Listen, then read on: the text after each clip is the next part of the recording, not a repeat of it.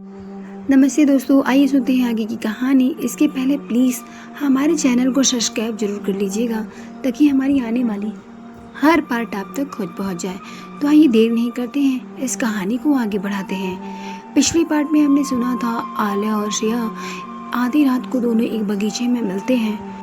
दोनों ही एक दूसरे को देखकर रोने भी लगते हैं और रोते हुए बहुत सारी बातें भी करते हैं। तभी आलिया सिया से कहती है, सिया जी, मैं सच में आपके बिना नहीं रह सकती।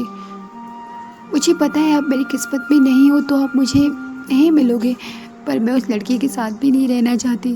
प्लीज़ सिया जी, कुछ तो कीजिए ना, कोई तो रास्ता निकालिए। आलिया देखो, शांत हो जाओ प्लीज़, रोना बंद करो। मैं क्या करूं, मुझे खुद समझ नहीं आ रहा है, पर कुछ भी कीजिए प्लीज़, बस मुझे शादी से बचा लीजिए। इतना कहने के बाद आलिया सिया के कांधे पे सर रखकर रोने लगती है। सिया उसे शांत कराते हुए कहती है, आलिया प्लीज़ शांत हो जाओ, बस करो, इतना मत रो यार। आलिया देखो, रात के 1 बज रहे हैं, अब तुम्हें अपने घर जाना चाहिए।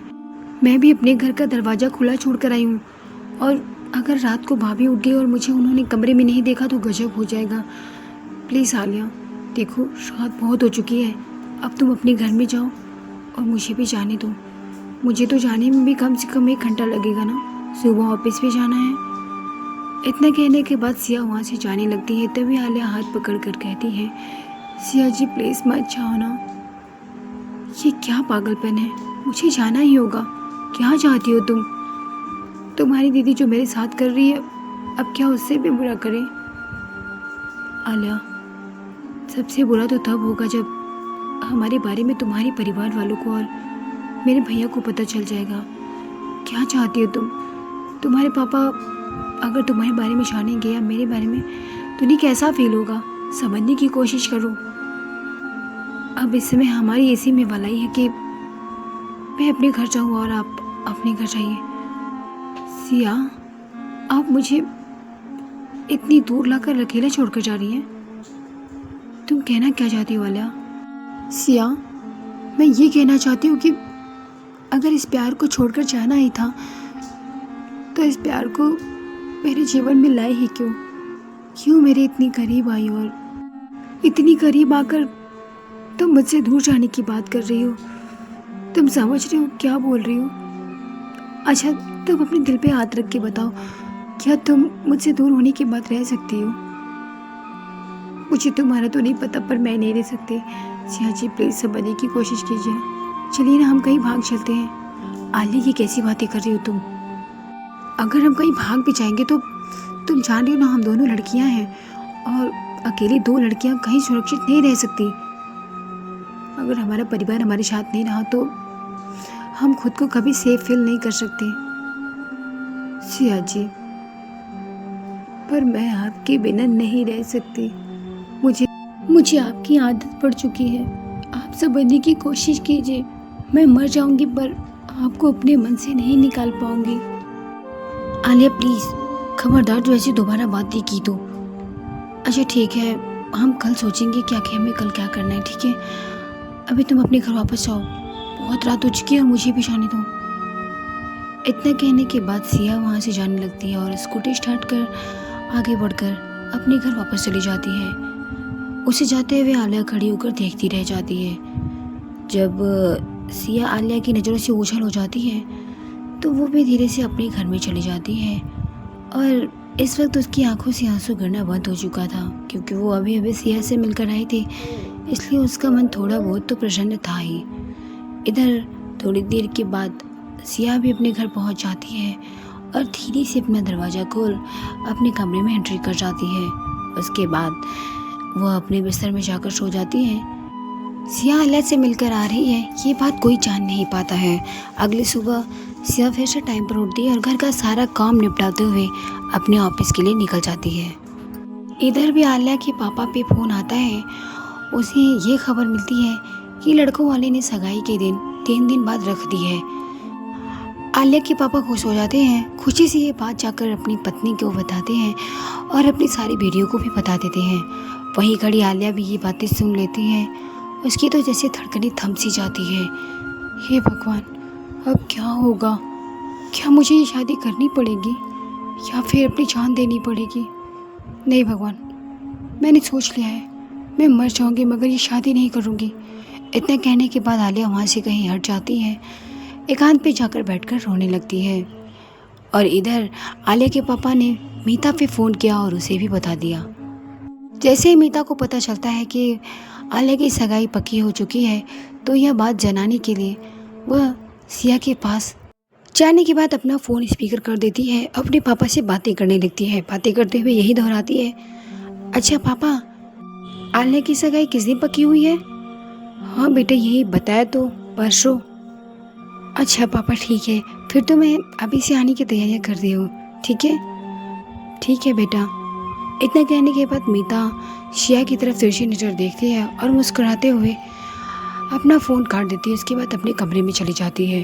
शिया ने जैसे ही सुना कि उसकी सगाई परसों है तो वो अपनी मुट्ठियों को भेजने लगती है और उसकी आंखों से आंसू गिरने लगते हैं, रोने लगती है। उसका मन टूट जाता है, पर बेचारी कर भी क्या सकती थी? जब उसकी भाभी वही उसके पीछे पड़ी है तो फिर और वो कैसे लड़ने जाए। इधर रशिया किचन में अकेले खाना बना रही थी। जैसे ही खाना तैयार हो जाता है, किचन में मीता खाना लेने आती है तो सिया से कहती है, सुनिए, अभी तो रात काफ़ी हो चुकी है, वरना मैं अभी निकल जाती। मैं कल सुबह अपने मायके जा रही हूँ क्योंकि मेरी बहन आलिया की सगाई पक्की हो चुकी है, तो मैं इसलिए कह रही थी कि आप अपना घर संभाल लीजिएगा, ठीक है? मैं 1 हफ्ते बाद आऊँगी। इतना कहने के बाद मीता फिर से अपने कमरे में चली जाती है और अपने पति के साथ बैठकर खाना खाने के बाद वो उसी कमरे में सो जाती है। इधर श्रेया अब तक किचन में बर्तन ही धो रही थी। जैसे वो घर का सारा काम कर खाली हो जाती है, अपने कमरे में जाने के बाद कुछ देर तक रोती है। तभी उसके दिमाग में आता है और फिर वह तुरंत बिस्तर से उठती है और अपनी स्कूटी की चाबी लेती है। और उसके बाद वह धीरे से दरवाज़ा बंद कर अपने घर के बाहर निकल जाती है। उसने स्कूटी उठाई और सीधा उसी बगीचे में जाकर रुकी जहाँ वो कल उससे मिलने गई थी। बगीचे में पहुँच जाने के बाद उसने कल की तरह ही लाइट ऑन की और एक बार हॉर्न बजाया। उसे लगा कि शायद हो सकता है आलिया इस हॉर्न को पहचान जाए, पर पहली बार में तो उसने नहीं पहचाना। पर जब कुछ देर सोचने समझने के बाद उसने एक बार हॉर्न और बजाई, तभी आलिया इधर खाना खा रही थी।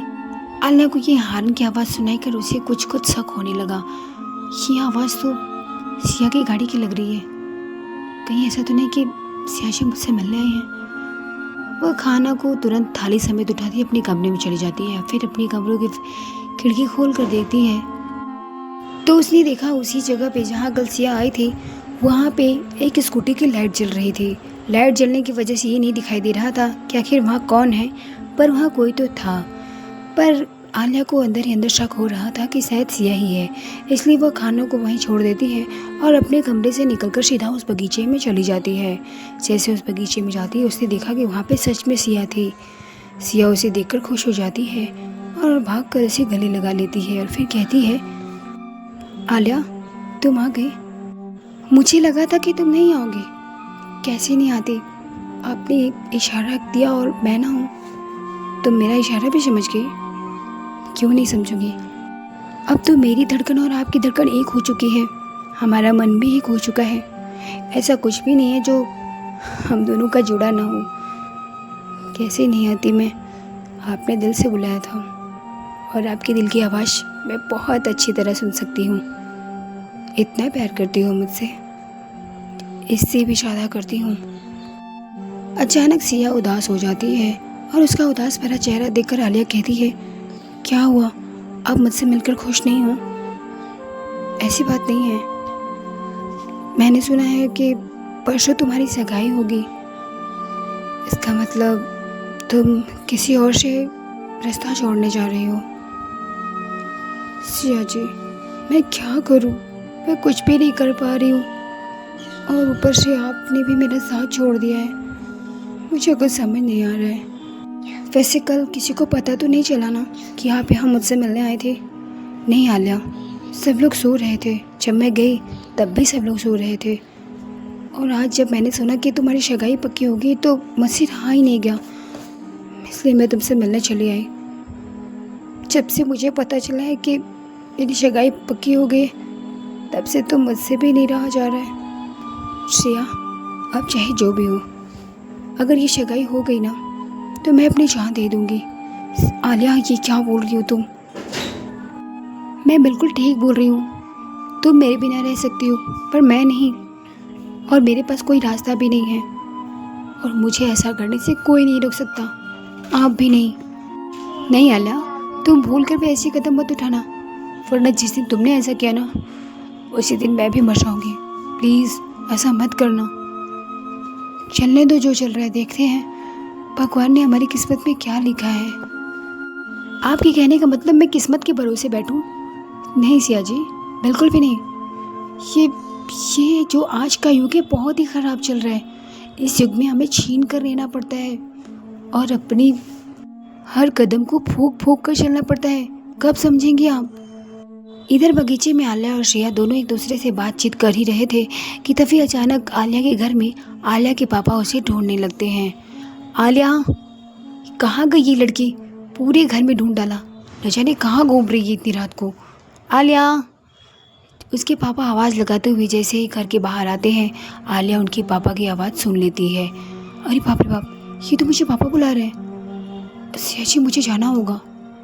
आलिया, अभी तो मैं तुमसे ठीक तरह से बात भी नहीं की, तुम्हें ठीक से देखा भी नहीं और तुम जा रही हो। सिया जी, आप देख नहीं रही, मुझे पापा बुला रहे हैं, मुझे जाना होगा।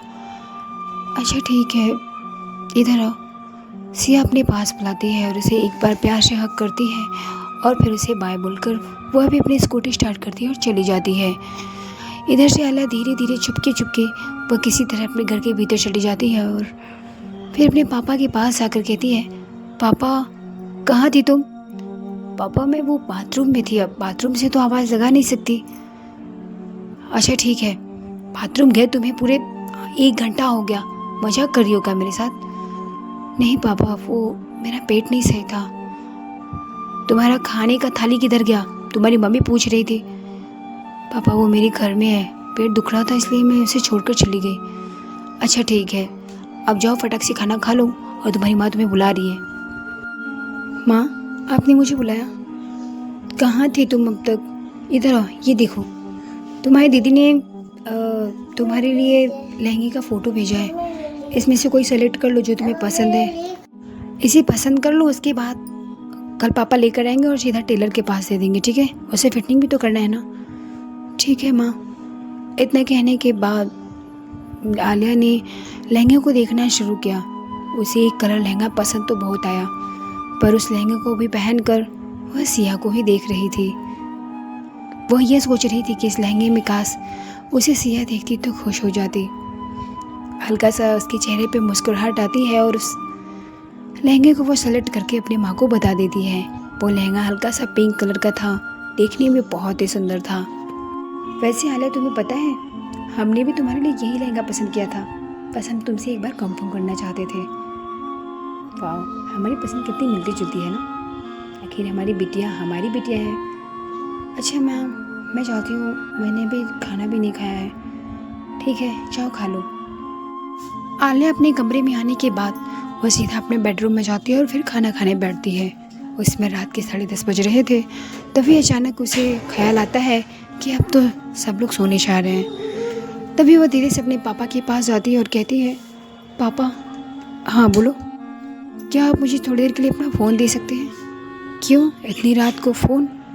वो मुझे अपनी एक फ्रेंड को कॉल करना है, उसे भी शादी में बुलाना है ना। अच्छा ठीक है, ले लो। आलिया अपने पापा से फ़ोन लेकर सीधा अपने कमरे में आती है। उसके बाद उसने सिया का नंबर निकाला और उसे तुरंत कॉल किया। इधर सिया अपने कमरे में आलिया के ही ख्यालों में खोई हुई थी। तभी अचानक उसका फ़ोन बज उठता है। जैसे सिया ने अपना फ़ोन चेक किया, उसने देखा ये फ़ोन किसी और का नहीं बल्कि आलिया का था, जिसे देखते ही सिया बहुत खुश हो जाती है। उसने तुरंत अपना दरवाज़ा चिपकाया। उसके बाद उस फ़ोन को पिकअप करती है। आलिया, हेलो। सिया जी, आप सो गई हैं क्या? हाँ, आपका ख्याल मुझे सोने दो, तब तक सो मैं आप ही को याद कर रही थी। लगता है आपने मुझे दिल से याद किया था। आपके पापा ने आपको फ़ोन दे दिया? हाँ, पर मैंने उनसे झूठ बोल कर मांगा है। मैंने उनसे कहा कि मुझे एक फ्रेंड को कॉल करना है, इसलिए उन्होंने मुझे फ़ोन दिया। ओह अच्छा। वैसे आलिया, तुमने बहुत अच्छा किया मुझे फ़ोन किया। पता नहीं क्यों मेरा मन ही नहीं लग रहा था, और तुमसे बात करके मुझे बहुत अच्छा लग रहा है। अच्छा लग रहा है ना? सोचिए, जब आप मुझसे बात करने के लिए इतनी बेचैन हैं, तो मैं आपसे दूर चले जाऊंगी तो फिर आपका क्या हालत होगा? पता नहीं, जो भी होगा देखा जाएगा। पर हम इसमें कर भी क्या सकते हैं आलिया? वैसे आलिया, वो लड़का कैसा है जिससे तुम्हारी शादी तय हुई है? बहुत हैंडसम है, बहुत ही क्यूट है, बिल्कुल आपकी भैया की तरह। सिया आलिया से फ़ोन पर बातें कर रही थी, तभी वहाँ अचानक मीता आ जाती है। मीता को देखते ही सिया फ़ोन को पीछे छुपा लेती है और फिर उठकर बैठ जाती है। भाभी आप, क्या बात है? बड़ी जल्दी से हो गई आज आप? नहीं तो मैं तो झाँक रही हूँ, ऑफिस का काम कर रही थी। झूठ बोल रही हैं आप शायद बोल रही हैं कि किचन में अभी बर्तन पड़ा हुआ है, आपने बर्तन क्यों नहीं धोए? भाभी मेरा सर बहुत दुख रहा है, मुझसे नहीं हो रहा है, मैं सुबह जल्दी उठकर उसे कर दूंगी, आप परेशान मत होइए। नहीं, आपको पता नहीं है किचन में जूठे बर्तन नहीं रखे जाते हैं, आप इसी वक्त उठिए और जाकर बर्तन धोइए। भाभी मेरा सच में सर बहुत दुख रहा है, आपको मेरी आंखें नहीं दिख रही है, मेरी आंखों से आंसू गिर रहे हैं, हमारी दर्द के प्लीज समझने की कोशिश कीजिए। मैं कुछ नहीं चाहती, किचन में जूठे बर्तन नहीं होने चाहिए तो बस नहीं, चुपचाप उठिए और जाके बर्तन धोइए। मीता जो भी सिया से बोली जा रही थी, ये सारी बातें फ़ोन पर आलिया भी सुन रही थी। आलिया को बहुत ही गुस्सा आ रहा था, उसका जी तो कर रहा था कि वो फ़ोन में ही घुसकर अपनी दीदी को जोरदार तमाचा मार दे और उससे उंगली दिखा कर कहे, ये अच्छा नहीं कर रही आप। पर बेचारी कर भी क्या सकती थी, चुपचाप वो इसी फ़ोन में सुनी जा रही थी और ये सब सुनकर उसे भी रोना बहुत आ रहा था। किसी तरह सिया खुद को बिस्तर से नीचे उतारती है और उसके बाद फ़ोन को हाथ में लिए किचन में चली जाती है और फिर बर्तन धोना शुरू कर देती है। फ़ोन अब तक चालू था। जैसे ही मीता ने देखा कि सिया बर्तन धोना शुरू कर चुकी है तो वहाँ से अपने कमरे में सोने चली जाती है। इधर फ़ोन पे बर्तन की खड़खड़ाहट की आवाज़ आलिया को सुनाई दे रही थी। उसके बाद आलिया ने फ़ोन कट किया और फिर दोबारा कॉल किया। जैसे ही सिया ने देखा कि दोबारा कॉल आ रहा है तो वो अपने हाथ को पोंछकर फ़ोन को पिकअप करती है और फ़ोन को स्पीकर पे डाल देती है। सिया, ये क्या हो रहा है? दीदी आपको आराम भी नहीं करने दे रही है, ये अच्छा नहीं कर रही है वो। मैं क्या करूं? वो मेरी मजबूरी का फ़ायदा उठा रही है। आपकी तो वो बहन है इसलिए आपको परेशान नहीं कर रही, पर मैं उनकी क्या लगती हूँ? वो तो मेरी जान लेने पे तुली हुई हैं, मैं कुछ कर ही नहीं पा रही हूँ। उसी समय आलिया ने सिया के फ़ोन से अपना फ़ोन काट दिया। उसके बाद वो तुरंत अपनी दीदी पे कॉल करती है। जैसे ही उसकी दीदी फ़ोन को उठाती है वो अपनी दीदी को चिल्लाना शुरू कर देती है। दीदी, ये क्या कर रही हैं आप? आलिया, क्या हुआ? इतनी रात को तुमने फ़ोन किया, ऊपर से मुझे चिल्ला रही हो, क्या बात है? दीदी, जो आप सिया के साथ कर रही है ना, बिल्कुल अच्छा नहीं कर रही हैं। सिया के साथ मैं क्या कर रही हूँ? मैं सब जानती हूँ जो भी आप कर रही हैं, आप उसे ब्लैकमेल कर रही है ना? चुप कर पागल, मैं उन्हें भला ब्लैकमेल क्यों करने लगी? और तुझसे ये सब किसने कहा? दीदी, मैं अच्छी तरह जानती हूँ कि आप उनसे घर के सारे काम करवाती हैं। मैंने जीजू से बात की है, उन्होंने मुझे सब बता दिया। उन्होंने तो बताया कि तुम एक बार उनसे अपने पैरों की मालिश भी करवा रही थी, पर तुमने उनकी बातों को टाल दिया, पलट दिया उन बातों को। देखिए दीदी, जो भी कर रही है अच्छा नहीं कर रही है। इसके पहले कि मैं ये सारी बात जीजू को बता दूं, प्लीज़ अपनी आदतों को छोड़ दीजिए। इस तरह से सिया जी को सताना बंद कीजिए।